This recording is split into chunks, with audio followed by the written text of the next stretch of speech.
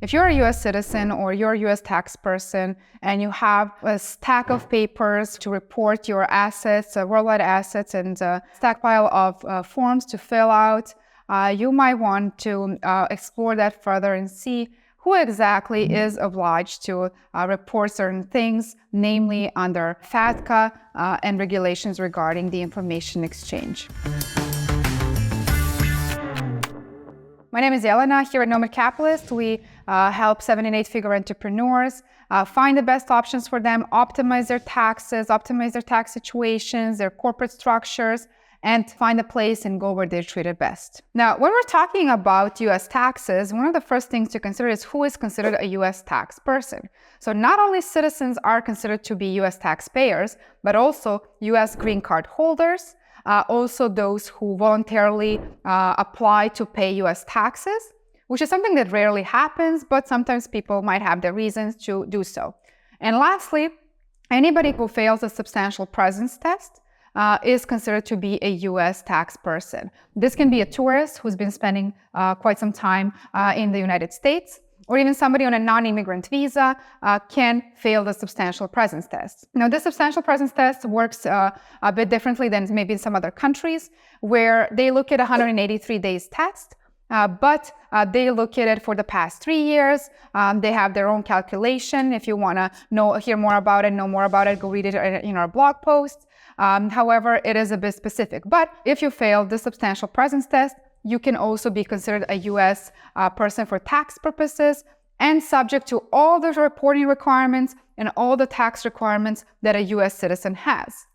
So you have to be very careful about that and your status in the United States, even if you're not a US citizen. Now, if you are a US person for tax purposes, you don't only have the burden of taxes, but you also have the burden of reporting your worldwide assets and reporting everything that you own anywhere in the world. That goes from any company, any trust, offshore trust, any real estate offshore that you're using for commercial purposes or you're earning some money from it, any other asset, and most importantly, bank accounts. Now, FATCA is a US federal law which was designed with the intention of detecting and deterring the evasion of US taxes and US reporting requirements by US tax residents who wanted to move their money offshore and quote unquote hide it and not pay tax to it in the United States. FATCA doesn't require just US tax persons to report their bank accounts, but also banks that are basically in compliance with FATCA. They also have to report bank accounts that US citizens or US persons have. FATCA has a long list of people they consider a US person. So it's not only a US citizen, it's not only a US permanent resident, but those are also entities. They can be US entities. They can be either partnerships, sole traders, companies, any associations or trusts that are either organized or otherwise incorporated in the United States under the US laws, but also foreign companies that are owned 10% or more by US tax persons. So FATCA applies to US citizens, obviously those who have citizenship, then permanent residents, meaning green card holders, and also people who are tax residents of the United States otherwise. Secondly, they include any companies and partnerships that are owned by US people for tax purposes or US people who have US Indicia, and also companies that are incorporated in the United States. So who does FATCA apply to? So it applies to first and foremost US citizens and US permanent residents like green card holders, but also those who are considered tax residents of the United States regardless of their immigration status. Secondly, it applies to companies or trusts or other organizations that are either owned by people who have US Indicia or they are incorporated in the United States. And lastly, FATCA can also apply to individuals and entities that are deemed to have US Indicia. US Indicia is basically an indication that an individual or an entity has an affiliation with the United States. Now, this can be somebody who is a citizen of the United States, somebody who has a green card or otherwise a permanent status in the United States. This can also be somebody who has a US place of birth. This can be a US home and mailing address. This can be also a post office box, a PO box. This can also be somebody who fails the substantial presence test and becomes a US tax person through that route. This can also be, sometimes US Indicia can be a US telephone number, and sometimes it can also be a power of attorney that is granted to somebody with a US address.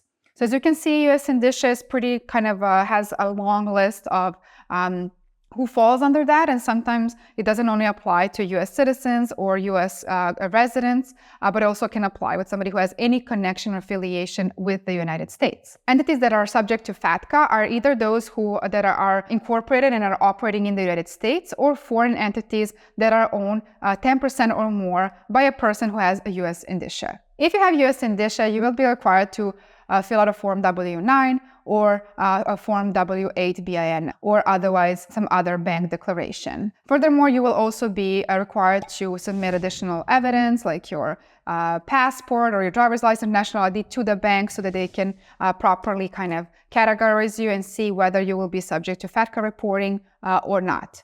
So as you can see, FATCA can be very, very invasive, and it's not strictly related to US citizens. So if you're somebody who might trigger this US Indicia and you're not sure what your situation is, you should definitely get some advice regarding this, because FATCA is there in force. It's a federal law. You are required to report your foreign bank accounts on an FBAR. Your banks are also required to basically report that somebody with a US Indicia or a US person has a bank account with them, which can be seen as kind of an invasion of privacy. However, in order to determine whether this applies to you or not, we would recommend working with experts. If you need help with this matter or any other type of matters in terms of tax, immigration, or investing, apply to work with us, and our network of specialists will be able to help you and craft the best plan possible for you.